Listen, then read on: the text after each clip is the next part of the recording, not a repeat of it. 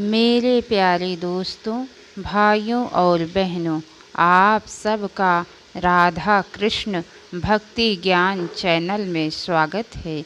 आज मैं आप सबको कूर्म पुराण की कथा सुनाने जा रही हूँ, जिसकी कथा सुनने से हरि बड़े प्रसन्न होते हैं और उस पर हरि की कृपा हमेशा बनी रहती है। तो बोलिए लक्ष्मी नारायण विष्णु भगवान की जय।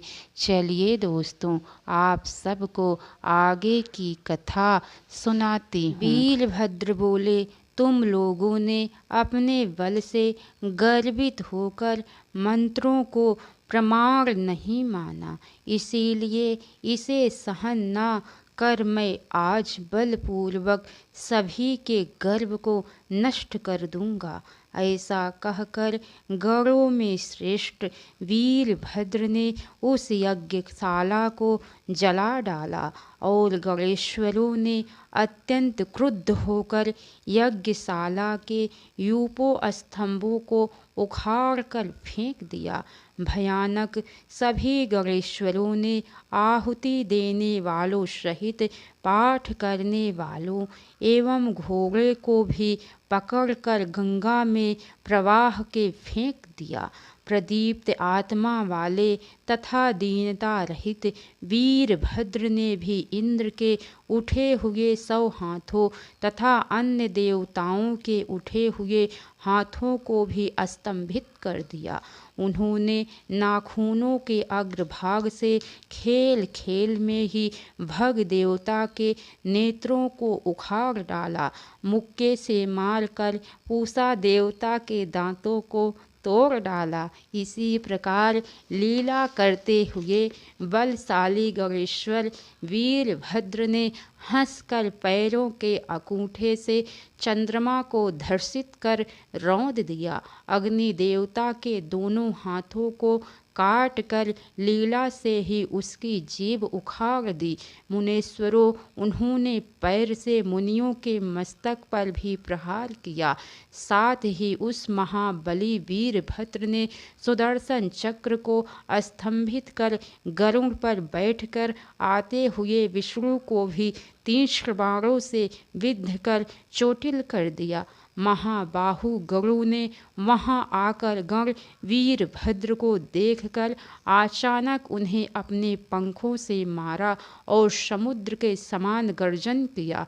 तदंतर उन वीरभद्र ने भी स्वयं हजारों गरुड़ों को उत्पन्न कर डाला, जो बीनता गरुड़ से भी अधिकांश बलशाली। वे सभी गरुड़ के ऊपर टूट पड़े। उन वीरभद्र द्वारा उत्पन्न गरुड़ों को देखकर बुद्धिमान वे गरुड़ विष्णु को छोड़कर बड़े ही वेग से भाग खड़े हुए। यह देख आश्चर्य की बात थी। विनता के पुत्र गरुड़ के अंतर ध्यान हो जाने पर कमल से उत्पन्न भगवान ब्रह्मा ने वहां उपस्थित होकर वीरभद्र तथा केशव को युद्ध करने से रोका। परमेष्ठी ब्रह्मा की महत्ता को समझकर वीरभद्र ने उनकी स्तुति कर उन्हें प्रसन्न किया। उस समय पार्वती सहित साक्षात भगवान शंकर भी वहां आए। सभी गणों से घिरे हुए पार्वती सहित उन देवाधिदेव शंकर को देखकर भगवान ब्रह्मा, दक्ष तथा धूलोक में रहने वाले सभी देवता उनकी भगवान की स्तुति करने लगे। दक्ष ने विशेष रूप से शंकर की अर्धांगिनी देवी पार्वती को हाथ जोड़कर प्रणाम करते हुए नाना प्रकार के स्तोत्रों से प्रसन्न किया। तदंतर दया की निधि देवी भगवती हंसते हुए प्रसन्न मन से महेश्वर रुद्र से यह वचन कहा, आप ही संसार की सृष्टि करने वाले तथा आप ही शासन करने वाले एवं रक्षक हैं। आप भगवान को दक्ष तथा देवताओं पर पर कृपा करनी चाहिए। तदंतर जटा धारण करने वाले नील लोहित भगवान हर ने हंसकर देवताओं तथा प्रचेता पुत्र दक्ष से कहा, देवताओं आप सभी लोग जाएं, मैं आप पर प्रसन्न हूँ। सभी यज्ञों में विशेष रूप से मेरी पूजा करनी चाहिए, मेरी निंदा नहीं करनी चाहिए। हे दक्ष, तुम भी सभी की रक्षा करने में समर्थ मेरे वचन को सुनो। तुम मैं ही सबसे श्रेष्ठ हूँ। इस लोकेश्वरा यश की इच्छा का परित्याग कर प्रयत्न पूर्वक मेरे भक्त बनो। इस कल्प के बीत जाने पर मेरी कृपा से तुम गणों के अधिपति बनोगे। मेरे आदेश से उस समय तक तुम अपने अधिकार पर शांति से बने रहो। ऐसा कहकर वे भगवान शंकर पत्नी पार्वती तथा अपने अनुचरों सहित अमित तेजस्वी दक्ष के लिए अंतर ध्यान अदृश्य हो गए। महादेव शंकर के अंतर ध्यान हो जाने पर साक्षात पदोद्भव ब्रह्मा ने समस्त संसार के लिए कल्याणकारी वचन कहे। ब्रह्मा जी ने कहा, दक्ष, वृषभ ध्वज शंकर के प्रसन्न हो जाने पर क्या तुम्हारा मोह दूर हुआ? साक्षात भगवान ने जो तुमसे कहा है, आलस्य रहित होकर उसका पालन करो। ये परमेश्वर सभी प्राणियों के हृदय में निवास करते हैं। वेदवादी ब्रह्मस्वरूप विद्वान लोग इनका दर्शन करते हैं। वे सभी प्राणियों के आत्मा हैं। वे ही बीज रूप तथा परम गति हैं। वैदिक मंत्रों के द्वारा देव देव महेश्वर की स्तुति की जाती है। जो उस अद्वितीय सनातन रुद्र की अपनी आत्मा में श्रद्धा युक्त मन से आराधना करता है, वह परम पद अर्थात मोक्ष प्राप्त करता है। इसीलिए आदि मध्य और अंत से रहित परमेश्वर को जानकर मन, वाणी तथा कर्म से प्रयत्न पूर्वक उनकी आराधना करो। अपना ही विनाश कर डालने वाली शंकर की निंदा करना प्रयत्न पूर्वक छोड़ दो, क्योंकि भगवान शंकर की निंदा करने वाले की सारी क्रियाएं दोष युक्त ही होती हैं। जो आपके अव्यय तथा महायोगी विष्णु रक्षक हैं, वे भी देवताओं के देव भगवान महादेव ही हैं। इसमें कोई संशय नहीं है। जो अज्ञान से तथा वेद में निष्ठा न रखने के कारण संसार के मूल कारण भगवान विष्णु को शंकर से पृथक मानते हैं, वे मनुष्य नरक में जाते हैं। वेद मार्ग का अनुवर्तन करने वाले लोग रुद्रदेव तथा नारायण को एक ही भाव से देखते हैं, अतः वे मुक्ति पद के भागी होते हैं। जो विष्णु हैं वे ही साक्षात रुद्र हैं, और जो रुद्र हैं वे ही जनार्दन विष्णु हैं।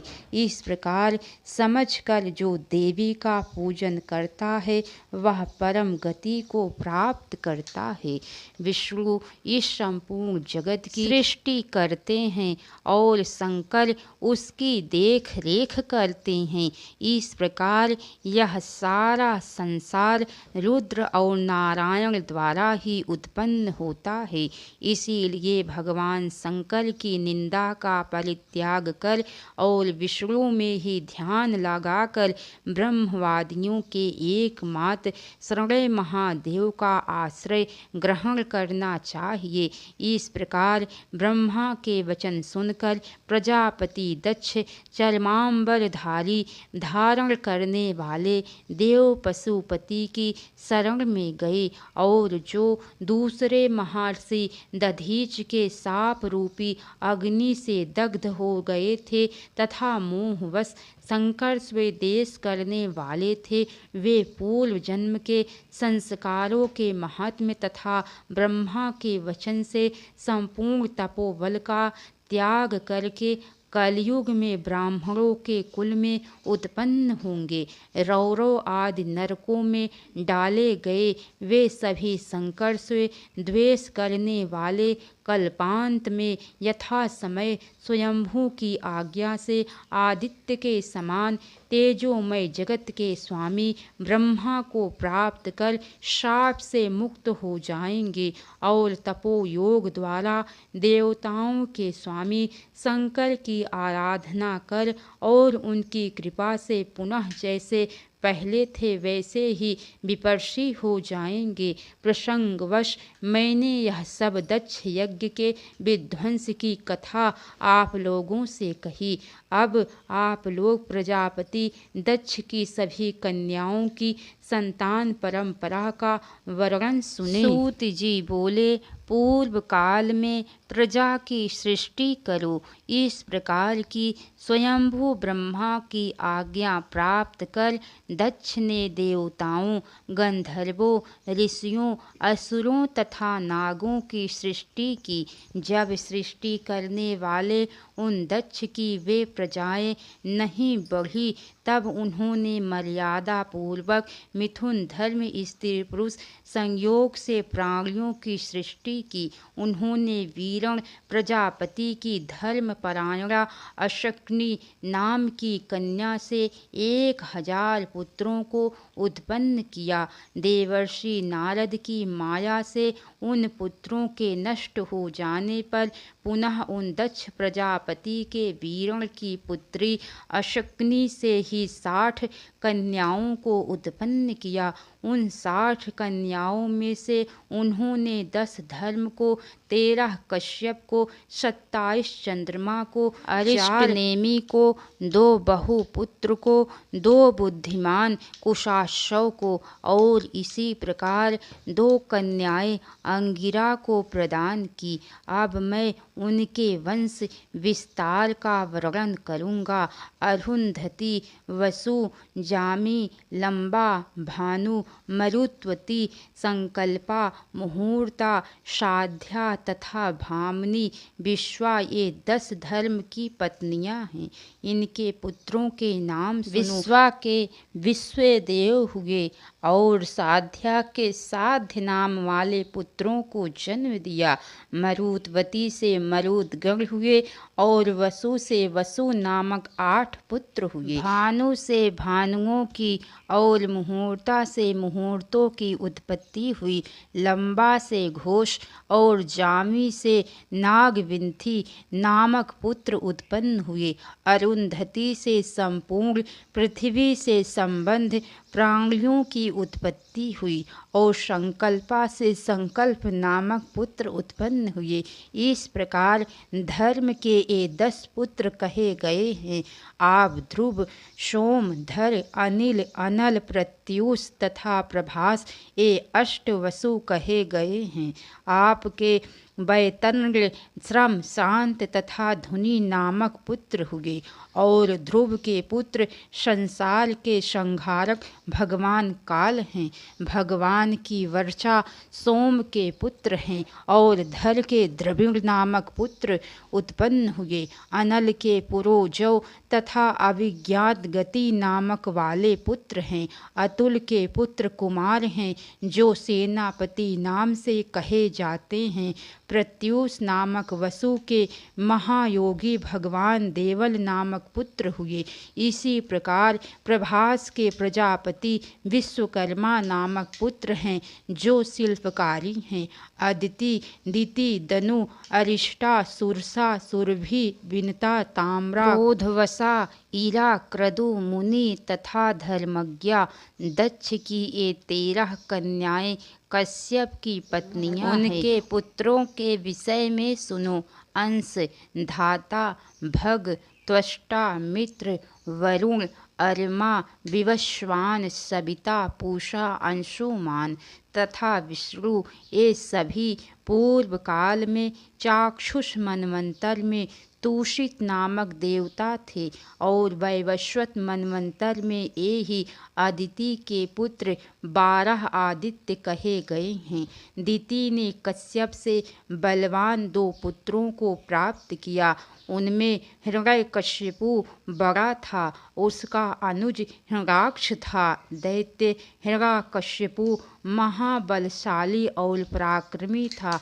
उसने तपस्या द्वारा परमेष्ठी ब्रह्मा की आराधना कर उनका दर्शन किया तथा विविध स्त्रोतों द्वारा उनकी स्तुति कर दिव्य वरों को प्राप्त किया। उसके पराक्रम से पीड़ित एवं ताड़ित सभी देवता एवं देवर्षि गण शरण ग्रहण करने योग्य आश्रय स्वरूप सर्व जगन्मय शंभु देव स्वरूप त्राता लोककर्ता परम पुरुष कुटस्थ जगत के एकमात्र पुराण पुरुष पुरुषोत्तम देवों के देव पितामह ब्रह्मा की शरण में गए।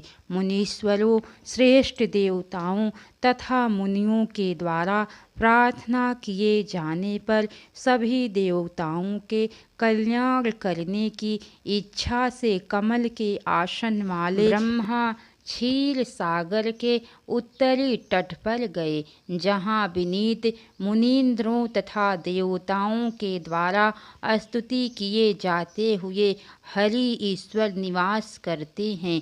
जगत के मूल कारण विश्व के गुरु कल्याणमय विष्णु देव का दर्शन करके उन्होंने मस्तक झुकाकर चरणों में प्रणाम किया और हाथ जोड़कर इस प्रकार कहा। ब्रह्मा ने कहा, भगवान आप सभी प्राणियों की गति हैं, अनंत हैं और इस संपूर्ण विश्व के आत्म स्वरूप हैं और सर्वत्र व्याप्त सभी देवताओं के शरीर रूप महायोग तथा सनातन हैं। आप सभी प्राणियों की आत्मा प्रधान और परा प्रकृति हैं। आप वैराग्य और ऐश्वर्य में निरत रागातीत तथा निरंजन हैं। आप ही कर्ता भर्ता तथा देवताओं में द्वेष रखने वालों के संहर्ता हैं। अनंतेश आप ही रक्षा करने वाले परमेश्वर हैं। आप रक्षा करें। ब्रह्मा के द्वारा इस प्रकार भली भांति प्रबुद्ध किए जाने पर विकसित कमल के समान नेत्र वाले पीत वस्त्र धारण करने वाले तथा असुरों के द्वेषी भगवान विष्णु बोले, अत्यंत वीर्यशाली देवताओं, आप लोग प्रजापति के साथ इस स्थान पर किस कारण से आए हैं, अथवा मैं आप लोगों का कौन सा कार्य करूं? देवता बोले, भगवान ब्रह्मा के द्वारा प्राप्त वरदान के कारण घमंड से भरा हुआ हिरण्यकशिपु नाम का दैत्य ऋषियों सहित सभी देवताओं को पीड़ित कर रहा है। हे पुरुषोत्तम, आपको छोड़कर अन्य सभी प्राणियों से वह अवैध है। जगन्मय आप उसे मारने में समर्थ हैं। आप ही सभी के रक्षक हैं। देवताओं के द्वारा कही गई उस बात को सुनकर संसार के रक्षक विष्णु ने दैत्य प्रमुख उस हिरण्यकशिपु के वध के लिए स्वयं एक पुरुष को उत्पन्न किया। सुमेरु पर्वत के समान शरीर वाले, घोर रूप वाले, भयानक एवं हाथ में शंख चक्र गदा धारण करने वाले उस पुरुष से गरुड़ ध्वज विष्णु ने कहा, तुम अपने पराक्रम से उस दैत्यराज हिरण्यकशिपु को मार कर पुनः इस स्थान पर शीघ्र ही वापस लौट आओ। विष्णु का यह वचन सुनकर शंख चक्र गदाधारी वह दूसरे महामेरु के समान देव गरुड़ पर आरूढ़ होकर भीषण नाद करते हुए अव्यक्त महापुरुष पुरुषोत्तम को प्रणाम कर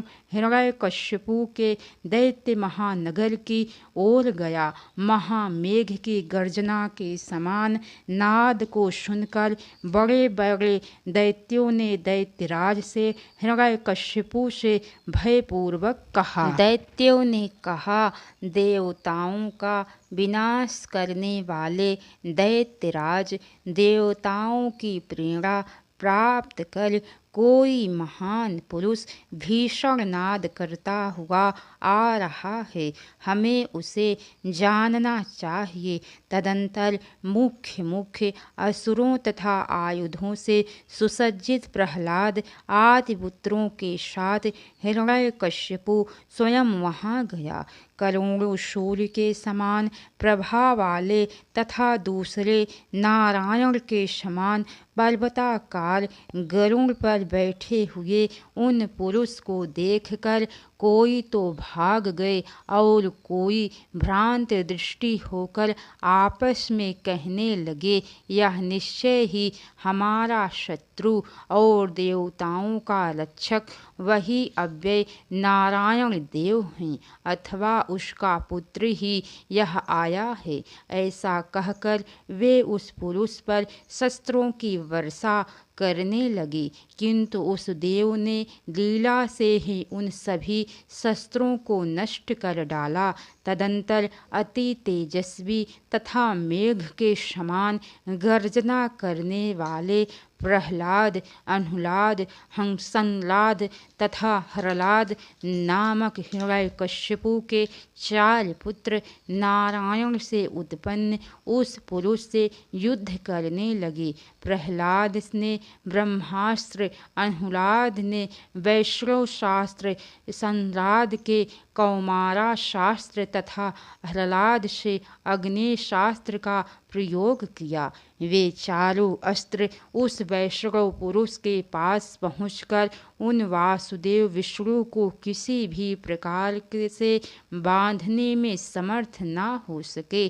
तदंतर महाबाहु महाबलशाली उस पुरुष ने उन चारों पुत्रों के पैरों को अपने हाथ से पकड़कर उन्हें फेंक दिया और गर्जना की। इस प्रकार के फेंक दिए जाने पर बलवान स्वयं हिरण्यकश्यपु ने पैर द्वारा बड़े वेग से ही उस पुरुष की छाती पर प्रहार किया। उस प्रहार से पीड़ित होकर वह पुरुष गरुड़ पर चढ़कर अदृश्य हो गया तथा शीघ्र ही वहां गया जहां प्रभु नारायण स्थित थे। वहां जाकर उसने संपूर्ण घटित वृतांत उन्हें बतला दिया। तब सर्वज्ञानमय विमल देव ने मन से विचार कर आधा शरीर मनुष्य का एवं आधा शरीर सिंह का बनाया। नरसिंह शरीर धारण करने वाले अव्यक्त देव दैत्य समूहों को मोहित करते हुए आकाशमाद हिरण्यकश्यपु के नगर में प्रकट हो गए।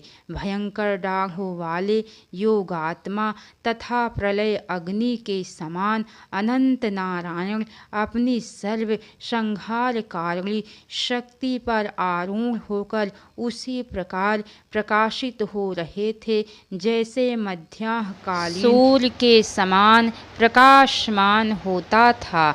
नरसिंह का शरीर धारण किए उन्हें देखकर उस असुर ने अपने बड़े लड़के प्रहलाद को नरसिंह के वध के लिए प्रेरित किया और कहा, अपने सभी छोटे भाइयों के साथ तुम पहले से अधिक शक्ति वाले इस नरसिंह शरीरधारी पुरुष को मेरी प्रेरणा से शीघ्र ही मार डालो। इस प्रकार उसकी आज्ञा पाकर असुर प्रहलाद ने सभी प्रकार के प्रयत्नों के द्वारा अव्यय विष्णु के साथ युद्ध किया, किंतु किंतु वह नरसिंह द्वारा पराजित हो गया।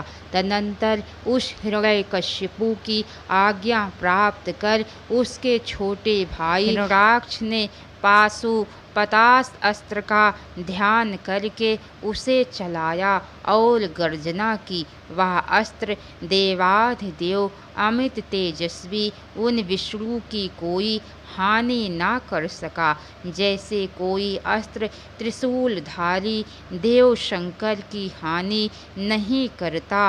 अस्त्र को विफल होते देखकर भाग्यशाली होने के कारण प्रहलाद ने उन देव को सर्वात्मक सनातन वासुदेव ही समझा। उसने सभी शस्त्रों का परित्याग कर दिया और सर्व गुण संपन्न चित्त से योगियों के हृदय में निवास करने वाले देव को सिर से प्रणाम किया तथा ऋग यजुः और साम वेद में प्राप्त वैष्णव स्तुति के द्वारा स्तुति कर अपने पिता हिरण्यकश्यपु भाइयों एवं हिरण्याक्ष को युद्ध करने से रोकते हुए इस प्रकार कहा। ये अनंत सनातन अजन्मा महायोगी जगन्मय पुराण पुरुष भगवान नारायण देव हैं। ये धाता विधाता स्वयं ज्योति निरंजन प्रधान पुरुष रूप तत्व मूल प्रकृति अव्यय ईश्वर सभी प्राणियों के अंतर्यामी तथा गुणातीत हैं।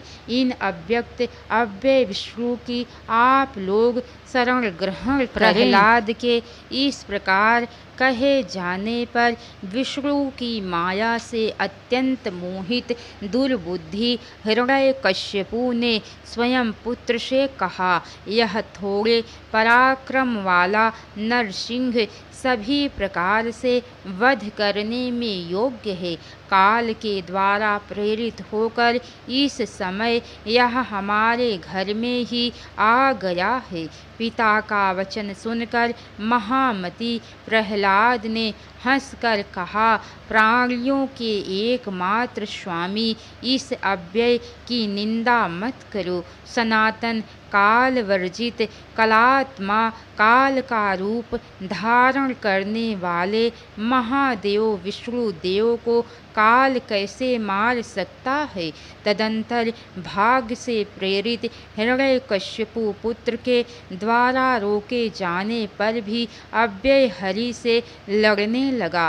क्रोध से अत्यंत लाल नेत्रों वाले अनंत विष्णु ने प्रहलाद के देखते ही देखते हिरण्येश्वर के समान नयन हैं, जिनके वह हिरण्य नयन हिरण्याक्ष के बड़े भाई हिरण्यकश्यपु को अपने नखों द्वारा विदीर्ण कर डाला। हिरण्यकश्यपु के मार दिए जाने पर भय से विह्वल महाबली हिरण्याक्ष पुत्र प्रहलाद को छोड़कर भाग चला।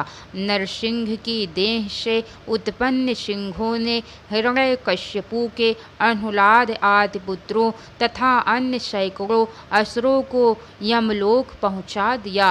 तदंतर प्रभु नारायण हरि ने उस नरसिंह रूप को समेटकर अपने ही नारायण नाम वाले श्रेष्ठ रूप को धारण कर लिया तथा अपने धाम के लिए प्रस्थान किया। नारायण के चले जाने पर असुर श्रेष्ठ दैत्य प्रहलाद ने अपने चाचा हिरण्याक्ष का यथोचित अभिषेक किया। उस हिरण्याक्ष ने युद्ध में देवताओं और मुनियों को जीतकर उन्हें पीड़ा पहुंचाई और तपस्या के द्वारा शंकर की आराधना करके अंधक नामक श्रेष्ठ पुत्र प्राप्त किया। उसने देवराज इंद्र सहित सभी देवताओं को जीत लिया तथा कमल के समान कांति वाली इस पृथ्वी को बांधकर रसातल में ले जाकर बंदी बना लिया। तब मुरझाई हुई मुख की शोभा वाले सभी देवता ब्रह्मा सहित हरि के निवास में गए और उन्हें सारा वृतांत बतलाया। उन विश्वात्मा ने उस हिरण्याक्ष के वध का उपाय सोचते हुए सर्वदेवमय स्वच्छ वाराह के रूप को धारण किया। हिरण्याक्ष के समीप जाकर पुरुषोत्तम ने उसे मार डाला और कल्प के आदि में हिरण्याक्ष के द्वारा रसातल ले जाई गई इस पृथ्वी का अपने डाढ़ों द्वारा उठाकर उद्धार किया। वाराह रूप का परित्याग कर तथा देवताओं और ब्राह्मणों को यथा स्थान प्रतिष्ठित कर विष्णु ने अपने ही दिव्य चतुर्भुज स्वरूप को धारण किया और वे अपने परम पद की ओर चले गए। देवताओं के शत्रु उस हिरण्याक्ष के मारे जाने पर विष्णु परायण प्रहलाद आसुर भाव का परित्याग कर अपने राज्य का पालन करने लगा। विष्णु की आराधना में निरत रहते हुए उसने विधि पूर्वक देवों का यज्ञ आदि द्वारा पूजन किया। विष्णु के प्रताप से उसका राज्य किसी प्रतिद्वंदी शत्रु आदि से रहित था। एक बार की बात है, देवताओं की माया के वशीभूत असुर प्रहलाद ने घर में आए हुए तपस्वी ब्राह्मण की पूजा की। इसके आगे की कथा दोस्तों आप सबको कल सुनने को मिलेंगी। तो कैसी लगी कथा लाइक करके कमेंट बॉक्स में ज़रूर बताना। तो बोलिए लक्ष्मी नारायण विष्णु भगवान की जय। हर हर महादेव। अगर दोस्तों कथा में कहीं भी कुछ भी गलती हो गई हो तो उसके लिए आप सब क्षमा कीजिएगा। अब तक की सारी वीडियो देखने के लिए आप सबको बहुत बहुत धन्यवाद। राधे राधे दोस्तों।